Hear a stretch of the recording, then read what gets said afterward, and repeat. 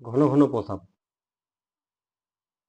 আপনার যদি 2 ঘন্টার কম সময়ের মধ্যে আরেকবার প্রস্রাব করতে যান, অর্থাৎ আপনি যদি একবার প্রস্রাব করে এসেন, আবার যদি এই 2 ঘন্টার মধ্যে আপনাকে বাথরুম যেতে হয় বা টয়লেটে যেতে হয় প্রস্রাব করার জন্য, তবে আপনি বুঝবেন যে আপনার ঘন ঘন প্রস্রাব হচ্ছে। এটা হতে পারে টেনশনের জন্য, দুশ্চিন্তা, হতে পারে টিউমারের জন্য, হতে পারে টিবি বা প্রস্রাব ইনফেকশনের মতো সমস্যার জন্য। এটা আপনার সমস্যা কেন হচ্ছে, এই জন্য আপনাকে যে ভালো একজন ডক্টরের পরামর্শ নিতে হবে যে কেন এই সমস্যা হচ্ছে আমার।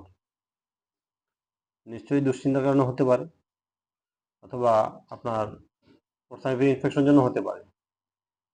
এটাতে টেনশন না নিয়ে, দুশ্চিন্তা না করে অবশ্যই আপনি ভালো একজন ডক্টরের পরামর্শ নিন। আপনি কেন এই ঘন ঘন প্রস্রাবটা হচ্ছে, এটা থেকে পরিত্রাণ পাওয়ার জন্য অবশ্যই আপনাকে ভালো একজন ডক্টরের পরামর্শ নিতে হবে।